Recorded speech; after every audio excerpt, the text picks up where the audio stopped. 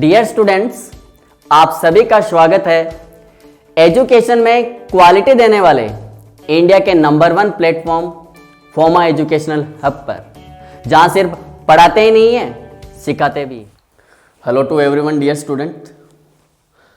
तो जैसा कि हमारा टॉपिक चल रहा था केमिकल काइनेटिक्स, ओके, उसी केमिकल काइनेटिक्स को पोर्शन को आगे बढ़ाते हैं।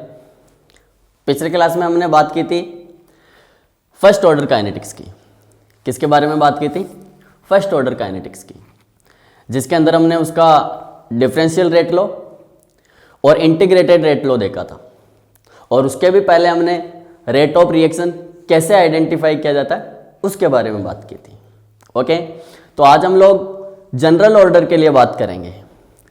जनरल ऑर्डर बोले तो that means zero order reaction के लिए, या फिर सेकेंड ऑर्डर रिएक्शन हो, या फिर थर्ड ऑर्डर केमिकल रिएक्शन हो, तो फिर उसके लिए आप डिफरेंशियल रेट लो या इंटीग्रेटेड रेट लो कैसे आइडेंटिफाई करते हो।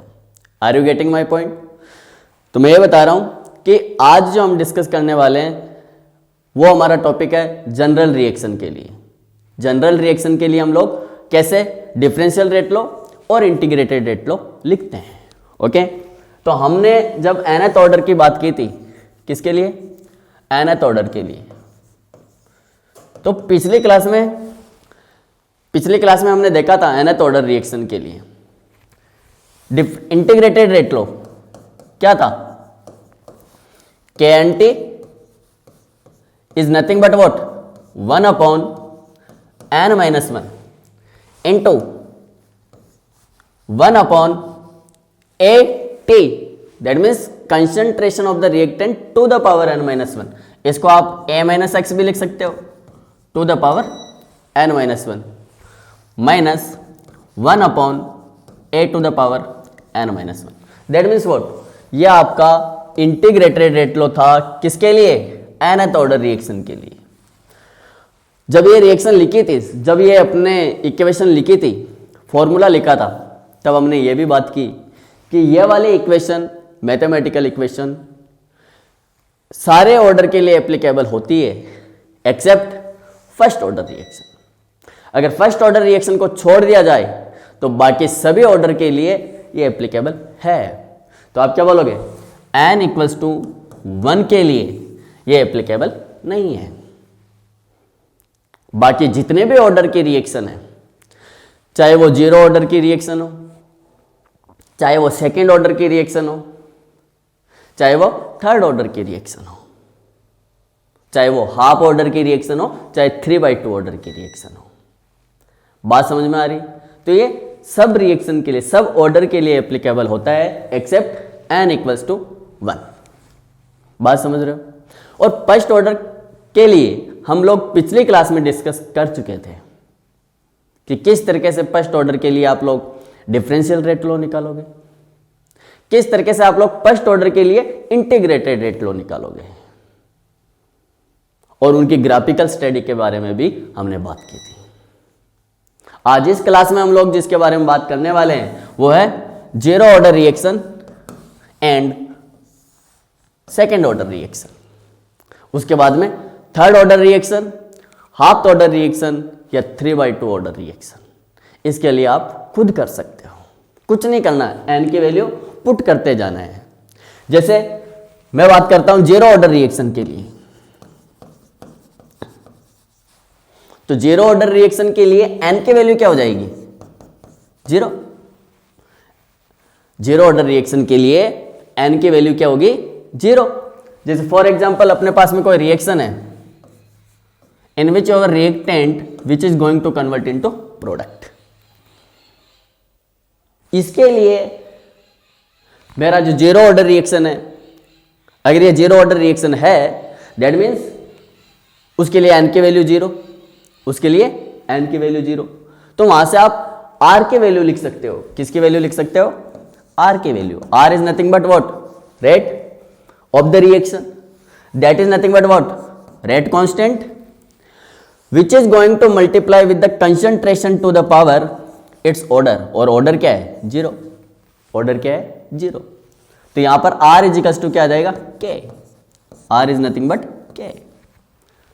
That means what, that means zero order reaction के लिए जो उसके रेट ऑफ रिएक्शन होती है वो उसके रेट कांस्टेंट के इक्वल होती है, वो उसके रेट कांस्टेंट के इक्वल आती है। बात समझ रहे हो मेरी? बात करते हैं आगे। इंटीग्रेटेड रेट लो कैसे लिखोगे? ये तो हो गया डिफरेंशियल रेट लो। डिफरेंशियल रेट लो क्यों? क्योंकि रेट को आप minus D by D T भी लिखते हो, इज नथिंग बट के। तो ये आपका क्या है? डिफरेंशियल रेट लो है। किसके लिए? जीरो ऑर्डर रिएक्शन के लिए। किसके लिए? जीरो ऑर्डर रिएक्शन के लिए। Are you getting my point? और वैसे भी डिफरेंशियल रेट लॉ को हमने पिछली क्लास में पढ़ा था कि nth ऑर्डर है तो n को पुट करते जाओ, minus D A by D T is nothing but K into reactant की concentration to the power order. N zero put करोगे तो जीरो ऑर्डर के लिए आएगी, एन वन पुट करते हो तो फर्स्ट ऑर्डर रिएक्शन के लिए आती है।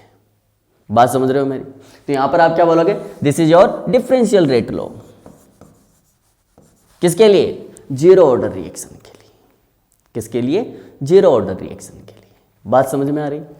बात करते हैं इसके इंटीग्रेटेड रेट लॉ की। Integrated rate law for the nth order reaction is nothing but this one, K N T equals to 1 upon n minus 1 into 1 upon a minus X to the power n minus 1 minus 1 upon a की power n minus 1, और ये n equals to 1 के लिए applicable नहीं है। बात करते हैं हम लोग a माइनस एक्स क्या है और स्मॉल a क्या है। पहले भी बात कर चुके हैं पिछली क्लास में, एक बार और बता देता हूं कि a माइनस एक्स जो है वो रिएक्टेंट के कंसंट्रेशन है एट टाइम t, और जो स्मॉल a है वो इनिशियल कंसंट्रेशन है। इनिशियल कंसंट्रेशन बोले तो at time t equals to 0 second, जब रिएक्शन स्टार्ट नहीं हुई थी, जब रिएक्शन आगे प्रोसीड नहीं करती है तब। बात समझ रहे हो मेरी? तो मैंने क्या बोला कि a minus X that is the concentration of the reactant at time t, और a is nothing but the concentration of the reactant at t equals to 0 time, means initial concentration of the reactant. Initial concentration of the reactant. बात समझ में आ रही? तो आगे बढ़ते हैं। ये इंटीग्रेटेड रेट लॉ है, तो इसको लिखो, n की वैल्यू को 0 पुट करो, क्या आ जाएगा? ये k 0 into T is nothing but 1 upon n minus 1। n की वैल्यू 0 पुट करोगे क्या हो जाएगा? 0 माइनस 1, तो आ गया 1 upon minus 1, 1 upon minus 1 into 1 upon a minus X to the power, n की वैल्यू 0 पुट करोगे वापिस से माइनस 1, क्या आएगा? ये पॉइंट नहीं है, ध्यान रहे।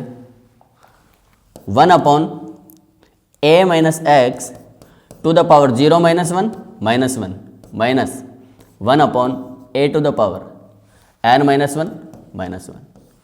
Okay, now solve this one. तो 1 अपॉन माइनस 1 क्या होता है? माइनस 1। 1 upon minus 1 minus 1। इसको देखो, a माइनस एक्स ऊपर लेकर के जाओगे तो क्या जाएगा? a minus X minus a to a cancel, minus X बचेगा अंदर, और माइनस एक्स को जब बाहर वाले माइनस से मल्टीप्लाई करोगे तो क्या आएगा? x only. तो आपके पास में क्या आ रहा है? k 0 t is nothing but x, is nothing but x। Okay, k 0 t यही लिख लो, k 0 t is nothing but x. That is the integrated rate law for the zeroth order reaction. For the zeroth order reaction. Similarly, you can talk about the second order reaction also. Second order reaction के लिए क्या बोलोगे? Second order reaction के लिए क्या बोलोगे? n की value 2। यहां पर k नॉट क्या था? k0 क्या है? k0 is nothing but the rate constant for the zeroth order reaction. Rate constant for the zeroth order reaction. t क्या है? टाइम। x क्या है? x is nothing but the concentration of the product at time t। Time t पर product की कितनी concentration है, that is represented by x, that is represented by small x। बात समझ में आ रही? तो सेकेंड ऑर्डर रिएक्शन के लिए n की वैल्यू 2 पुट करो तो आपके पास में क्या जाएगा, K2T is nothing but 1 upon n-1 यानी 1 अपॉन 2 - 1। 2 - 1 1 होता है, तो 1 अपॉन 1 1 हो गया। तो आपके पास में क्या आएगा 1, that is going to be multiply with what, 1 upon a - x concentration of the reactant at time t to the power n-1, और n-1 क्या है 2 - 1, 2 - 1 क्या है 1, तो a - x to the power 1 upon minus 1 upon 2 - 1 1। बात समझ में आ रही? आगे देखो, तो यहां पर क्या आ गया आपके पास में, K2T is nothing but, overall देखो यहां पर 1 upon a - x 1 upon a, यहां पर एलसीएम लोगे तो a, एलसीएम क्या आएगा आपके पास में a -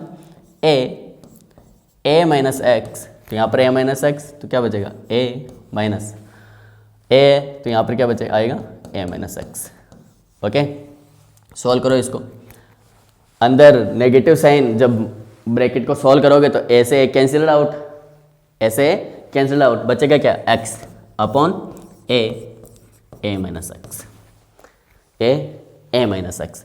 तो आपके पास में क्या आ रहा है, सेकेंड ऑर्डर रिएक्शन के लिए इंटीग्रेटेड रेट लो यह आता है, K2T is nothing but x upon a - x upon a - x। बात समझ में आ रही? x क्या है, concentration of the product at time t, a क्या है इनिशियल कंसंट्रेशन, a क्या है इनिशियल कंसंट्रेशन, और a - x क्या है concentration of the reactant at time t। Okay, तो अब यहां पर ध्यान से देखना इस चीजों को कि किस तरीके से आप लोग इंटीग्रेटेड रेट लो लिखते हो। अब हम बात करते हैं अब अलग अलग के लिए। अब तो ये पता चल गया कि भाई हाँ, आपको अगर थर्ड ऑर्डर के लिए देखना है तो कैसे देखोगे, फर्स्ट ऑर्डर के लिए देखना है कैसे देखोगे, सेकंड ऑर्डर के लिए देखना है कैसे निकालोगे। ओके, अब हम बात करते हैं पर्टिकुलर ऑर्डर की, मतलब जीरोड ऑर्डर रिएक्शन की। आपको डिफरेंशियल रेट लो निकालना है गया, आपको इंटीग्रेटेड रेट लो निकालना है गया, लेकिन कुछ करेक्टरिस्टिक्स है जो पर्टिकुलर ऑर्डर के रिएक्शन को स्पेसिफाइड करती है। तो आप हेडिंग डालो अब लोग, जैसे आपने पहले डाला था फर्स्ट ऑर्डर रिएक्शन, अब हम बात करेंगे जीरोथ ऑर्डर रिएक्शन। किसके बारे में बात करेंगे, जीरोथ ऑर्डर रिएक्शन। ध्यान से समझना इस चीज को, कई बार इंटरव्यू में पूछा जाता है, कि जीरो ऑर्डर रिएक्शन का मतलब क्या समझते हो। हम अभी तक बात करते आ रहे कि जो रेट है अपनी रिएक्शन की वो रिएक्टेंट के कंसंट्रेशन पर डिपेंड करती है। अब जरूरी थोड़ी ना मेरी जो रिएक्शन की रेट है वो केवल और केवल कंसंट्रेशन पर ही डिपेंड करती है। There are two other factors are also there, that is temperature and catalyst. Temperature और कैटलिस्ट भी इसको इफेक्ट करता है, उसके बाद हम बात में करेंगे, लेकिन बात कर रहा हूं मैं पहले rate which is depend on the concentration of reactant, यानी R which is directly proportional to the A to the power n। लिखते आ रहे हैं रेट लॉ के अकॉर्डिंग, क्या बोलेंगे, रेट लॉ के अकॉर्डिंग आप इजीली बोल सकते हो कि आपकी जो रेट होती है वो रिएक्टेंट की कंसंट्रेशन पर डिपेंड करती है। अब जीरो ऑर्डर रिएक्शन का मतलब क्या है, जैसे आपके पास में कोई रिएक्शन है, उस रिएक्शन में आपने बोला कि जो रेट है इस रिएक्शन के लिए, क्या rate which should be directly proportional to the concentration of A to the power its order. Order क्या है, जीरो। इसीलिए तो हम बोलते हैं रेट लॉ के अकॉर्डिंग जो रेट होती है is nothing but rate constant, क्योंकि प्रोपोर्शनलिटी साइन हटाते हो रेट कांस्टेंट आता है, that should be multiply with the concentration to the power its order. किसी की भी पावर 0 हो 1 होता है, बचपन से पढ़ते आ रहे हैं। वापस बोल रहा हूं, किसी की भी पावर 0 है, 2 की पावर 0, n की पावर 0 या 1 की पावर 0, 5 की पावर 0, 1 होता है। कितना होता है? 1 होता है। तो आप क्या बोलोगे? कंसंट्रेशन की पावर 0 1, तो आप क्या लिखोगे? रेट को, rate is nothing but rate constant, rate is nothing but rate constant. Let's say this is the equation 1। तो जीरो ऑर्डर रिएक्शन की पहली कैरेक्टरिस्टिक्स क्या, कि जीरो ऑर्डर रिएक्शन के लिए जो रेट होती है वो उसके रेट कांस्टेंट के इक्वल आती है। दूसरा स्टेटमेंट, जीरो ऑर्डर रिएक्शन के लिए उसकी रेट रिएक्टेंट के कंसंट्रेशन पर डिपेंड नहीं करती है। मतलब ये नहीं कि उसके रिएक्टेंट के कंसंट्रेशन डिक्रीज नहीं होगी ड्यूरिंग द रिएक्शन। बहुत इंटरेस्टिंग क्वेश्चन होता है, कंट्रोवर्शियल चलता है यहां पर। एक तरफ तो आप बोलते हो कि रेट कंसंट्रेशन पर डिपेंड नहीं करती है जीरो ऑर्डर रिएक्शन में, दूसरा आप यह भी बोलते हो कि जैसे जैसे रिएक्शन प्रोसीड होती जाती है रिएक्टेंट के कंसंट्रेशन में डिक्रीमेंट आता है। क्यों? जब रेट कंसंट्रेशन पर डिपेंड नहीं कर रही है तो मेरी कंसंट्रेशन रिएक्टेंट की डिक्रीज क्यों हो रही है? तो डियर स्टूडेंट ध्यान से सुनना, मैंने यह जरूर बोला है कि rate which is not dependent on the concentration of reactant for the zero order reaction, इसका मतलब यह कि वो इफेक्टिवली डिपेंड नहीं करता है। कैसे डिपेंड नहीं करता? इफेक्टिवली डिपेंड नहीं करता है, डिपेंड करता है, लेकिन आप बोल रहे हो कि टू द पावर 0, मतलब चेंजेस इतने ज्यादा वेरिएशन देखने को नहीं मिलता है। तो आप क्या बोलोगे? इफेक्टिवली डिपेंड नहीं करना जीरो ऑर्डर रिएक्शन की पहली कैरेक्टरिस्टिक्स होगी। और दूसरी बात कि ये रेट कांस्टेंट के इक्वल आती है। ओके, आगे बात करते हैं इसके डिफरेंशियल रेट लो की। अब इसके लिए मैं अगर रेट लिखना चाहूं तो क्या लिखूंगा? Change in concentration with respect to time. तो क्या बोलोगे? Minus dA/dt is nothing but K, is nothing but K. ये आपका क्या है? डिफरेंशियल रेट लो है। क्या है? डिफरेंशियल रेट लो। किसके लिए? जीरोथ ऑर्डर रिएक्शन के। किसके लिए? जीरोथ ऑर्डर रिएक्शन के लिए। बात समझ में आ रही? बढ़े आगे। अभी भी हम लोग इंटीग्रेटेड रेट लो पढ़ के आए हैं। क्या पढ़ के आए हैं? इंटीग्रेटेड रेट लो। डेरिवेशन करना है तो जब हमने फर्स्ट ऑर्डर रिएक्शन पढ़ी थी पिछली क्लास में, फर्स्ट ऑर्डर केमिकल काइनेटिक्स के बारे में पढ़ा था, तो वहां पर हमने डिफरेंशियल रेट लो को आगे इंटीग्रेशन किया था। उसी तरीके से इसका इंटीग्रेशन करने पर, इस वाली इक्वेशन का इंटीग्रेशन करने पर आपको जो इक्वेशन मिलती है वो क्या मिलती है? KT is nothing but x। और अभी भी जस्ट पिछले में देख करके आए हैं कि nth ऑर्डर रिएक्शन के लिए KNT ये होता है। इसमें n की वैल्यू 0 पुट करते हैं तो K not T is equals to x आता है। और यही तो किसके लिए? जीरो ऑर्डर रिएक्शन के लिए। और हम बात किसके लिए कर रहे हैं? जीरोथ ऑर्डर रिएक्शन के लिए। तो दोनों फॉर्मूले को ध्यान से समझने की जरूरत है, एक इसको और एक इसको। पहला फॉर्मूला यह बोलता है कि मेरी रेट ऑफ रिएक्शन उसके रेट कांस्टेंट के इक्वल आती है। दूसरा फॉर्मूला यह बोलता है कि KT इक्वल्स टू x होता है। That means what? Rate constant K क्या है? Rate constant. T क्या है? टाइम। T क्या है? टाइम। X क्या है? Concentration of the product at time T। कैसे? देखो बचपन से पढ़ रहे हैं। एट इनिशियल टाइम जो रिएक्टेंट होता है मेरा, उसकी कंसंट्रेशन मैक्सिमम होती है। जब स्टार्टिंग की क्लास थी, फर्स्ट क्लास और सेकंड क्लास केमिकल काइनेटिक्स की, उसमें हम लोग यही बात कर रहे थे कि इनिशियल टाइम में उस रिएक्शन वेसल में केवल और केवल रिएक्टेंट प्रेजेंट है। मींस रिएक्टेंट की कंसंट्रेशन मैक्सिमम है। वो तो जैसे जैसे टाइम बढ़ता जाता है, जैसे जैसे रिएक्शन प्रोसीड होती जाती है, वैसे वैसे रिएक्टेंट डिक्रीज होता जाता है। क्यों? क्योंकि वो रिएक्टेंट डिकम्पोज होकर के, डिसोशिएट होकर के प्रोडक्ट की फॉर्मेशन कर रहा है।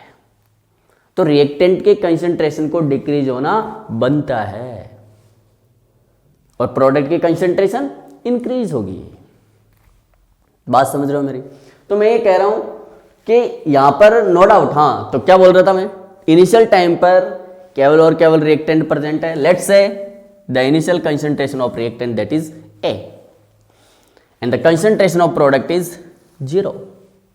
बट जैसे जैसे रिएक्शन प्रोसीड होती जाती है, मीन्स T टाइम के बाद में जब प्रोडक्ट का कुछ अमाउंट बन गया, लेट्स से X अमाउंट बन गया, तो रिमेनिंग कंसंट्रेशन कितनी हो जाएगी? A माइनस एक्स हो जाएगी। रिमेनिंग कंसंट्रेशन क्या हो जाएगी? A माइनस एक्स हो जाएगी। बात समझ रहे हो? A माइनस एक्स हो जाती है। और X क्या है यहां पर? Concentration of the product at time T। तो मैं यहां पर ये बोल रहा हूं, तो जब भी हम फॉर्मूला लिखते हैं उसके बारे में बात जरूर करते हैं। तो यहां पर क्या बोलोगे आप? KT is nothing but small x where K is nothing but rate constant for zero order reaction। T क्या है? टाइम। X क्या है? Concentration of the product at time T। Concentration of the product at time T। तो आप लिख लो X is nothing but concentration of product at time T। बात समझ में आ रही? At time T। अब मैं इस फॉर्मूले को मॉडिफाई करना चाहता हूं। तो आपके पास में क्या था? KT is nothing but small x। Modify कैसे करेंगे? देखो, मैं इस x को कैसे लिख सकता हूं? a माइनस x लिख सकता हूं। देखो, a माइनस x, इस इक्वेशन को सोल्व करो तो x आ जाएगा वापस। क्यों लिखा? उसका रीजन है, यहां पर 3-4 ग्राफ पूछता वो एग्जाम में। जब आप कंपटीशन क्रैक करने जाते हो तो वहां पर ग्राफ देखने को मिलता है और ग्राफ में वेरिएशन ना दे तो ग्राफ का मतलब नहीं है। a माइनस x, तो यहां पर देखो a से a कैंसिल हो जाता है और x जब नेगेटिव साइन और नेगेटिव साइन के साथ बाहर निकलता है तो पॉजिटिव x आ जाता है। बात समझ रहे हो? अब यहां पर टर्मिनोलॉजी समझना। स्मॉल a आपने क्या बोला? हाँ जी, स्मॉल a क्या है? इनिशियल कंसंट्रेशन ऑफ रिएक्टेंट है। स्मॉल a क्या है? Initial concentration of reactant. ये देखो, ये रही a, और ये क्या है? 0 टाइम पर रिएक्टेंट की कंसंट्रेशन। 0 टाइम पर रिएक्टेंट की कंसंट्रेशन। तो आप इसको क्या बोलोगे? ए को क्या बोलोगे? देखो, A0 बोल सकते हो, means initial concentration of reactant, minus A minus x को क्या बोलोगे? ये रहा A माइनस एक्स, और A माइनस एक्स को क्या बोलोगे? Concentration of the reactant at time T। T time पर रिएक्टेंट की कंसंट्रेशन कितनी है? वो A माइनस एक्स है। तो आप इसको क्या लिखोगे? AT। क्या लिखोगे? AT। तो आपके पास में जो KT आएगा that is nothing but what? A0 minus AT। या तो इसको ऐसे लिख लो, या फिर AT को इधर की तरफ लेकर के आता हूं मैं। Concentration of the reactant at time T is nothing but A0 minus KT। बात समझ में आ रही है? Minus KT। First order reaction के लिए भी आपने AT लिखा था। फर्स्ट ऑर्डर रिएक्शन के लिए भी आपने AT लिखा था, और वहां पर AT क्या आ रहा था? हाँ जी, वहां पर AT की वैल्यू क्या आई थी? AT is nothing but A0 into E to the power minus KT। मतलब हम जनरली बोलते आते हैं कि भाई जैसे कोई रिएक्शन है, जब भी रिएक्शन प्रोसीड होती है तो उसमें जैसे जैसे रिएक्शन प्रोसीड होती है तो रिएक्टेंट की कंसंट्रेशन डिक्रीज होती है और प्रोडक्ट की कंसंट्रेशन इंक्रीज होती है। ये बात हम बोलते हैं। अब जब बात होती है कि कैसे डिक्रीज होती है या फिर कैसे इंक्रीज हो रही है, तो फर्स्ट ऑर्डर काइनेटिक्स में हम पढ़ के आए हैं कि रिएक्टेंट की कंसंट्रेशन लीनियरली डिक्रीज होगी या फिर एक्सपोनेंशियली डिक्रीज होती है। दो तरीके से डिक्रीज होती है। कंसंट्रेशन मैक्सिमम है रिएक्टेंट की, वो टाइम के साथ साथ में या तो लीनियरली डिक्रीज करे नेगेटिव स्लोप के साथ, या फिर एक्सपोनेंशियली डिक्रीज करें। वो कैसे पता चलेगा? वो पता चलता है मैथमेटिकल इक्वेशन से। वो पता चलेगा मैथमेटिकल इक्वेशन से। जिसके लिए एक्सपोनेंशियली डिक्रीज करता हुआ आ रहा है, उसके लिए बोलोगे कि ये concentration of reactant exponentially decrease कर रहा है। जैसे आपका फर्स्ट ऑर्डर में आया था, AT is nothing but A not into E to the power minus KT। Time को बढ़ाया तो एक्सपोनेंशियली डिक्रीज हो जाता है रिएक्टेंट की कंसंट्रेशन। याद करो पिछले क्लास में हमने जब फॉर्मूला मतलब ग्राफ पढ़ा था तो इस तरीके से ग्राफ पढ़ा था, बट यहां पर जो हम ग्राफ पढ़ेंगे वो अलग तरीके से ग्राफ पढ़ेंगे। वो हम अलग तरीके से ग्राफ पढ़ेंगे। क्यों? क्योंकि इक्वेशन अलग है। ये इक्वेशन कुछ बोल करके जा रही है। क्या बोल करके जा रही है? कि AT is nothing but A not minus KT, मतलब लीनियरली डिक्रीज होने वाली है। कौन? रिएक्टेंट के कंसंट्रेशन। यहां पर AT क्या है? Concentration of reactant at time T, और A नॉट क्या है? Concentration, initial concentration of the reactant, और K क्या है? Rate constant. तो एक एक टर्मिनोलॉजी को 1 बाय 1 लिख लो। तो आप बात कर लो, AT बोल लो या फिर A माइनस एक्स बोल लो, और ये दोनों के दोनों क्या है? दोनों के दोनों क्या है यहां पर?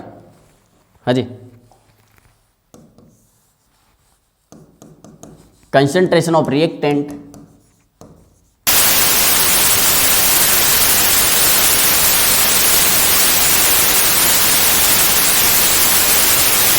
टाइम T, और A not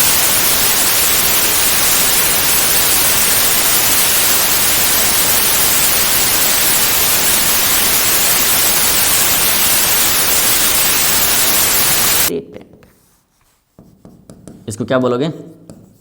initial concentration of the reactant, of the reactant. बात समझ में आ रही? तो यहां पर 2 से 3 ग्राफ बनेंगे। पहला हो सकता है rate versus concentration of reactant के बीच में बन जाए। दूसरा कंसंट्रेशन, ये वाला फॉर्मूला भी कुछ अलग बोल करके जाएगा। सेकंड फॉर्मूला जो सेकंड इक्वेशन लिखी है,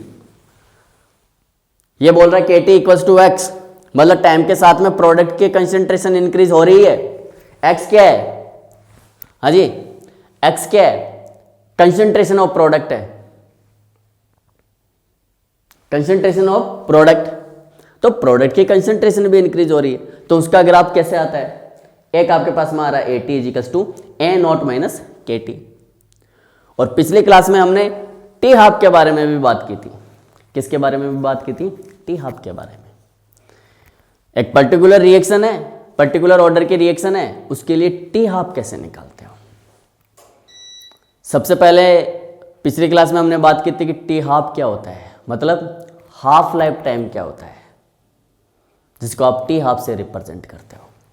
तो हाफ लाइफ टाइम वो टाइम होता है जहां पर रिएक्टेंट के हाफ कंसंट्रेशन कंज्यूम हो चुकी है। क्या बोल रहा हूं मैं? वो टाइम जहां पर रिएक्टेंट के हाफ कंसंट्रेशन कंज्यूम हो चुकी होती है, that is your half life time. क्या मैं इसको दूसरी टर्म में, दूसरी लैंग्वेज में बोल सकता हूं? बोल चुके हैं हम लोग। क्या बोला था हमने? कि वो टाइम जहां पर रिएक्टेंट के हाफ कंसंट्रेशन रिमेनिंग रहती है। या तो आप बोल दो कि हाफ कंसंट्रेशन कंज्यूम हो गई है, या फिर बोल दो कि हाफ कंसंट्रेशन रिमेनिंग रहती है, बची हुई रहती है। That is your half life time. फिर half life time first order के लिए निकाला था, क्या आया था 0.693 अपॉन के। वैसे सिमिलरली इसके लिए भी बात करेंगे। ओके, केमिस्ट्री को समझकर सीखने के लिए और 11th 12th JEE mains and advanced and NEET की प्रिपरेशन के लिए आज ही जुड़िए फोमा एजुकेशनल हब के साथ। स्कूलिंग, कॉलेज एंड सभी कॉम्पिटिटिव एग्जाम्स के कंप्लीट कोर्स देखने के लिए आज ही प्ले स्टोर से डाउनलोड कीजिए फोमा एजुकेशनल हब का मोबाइल एप्लीकेशन।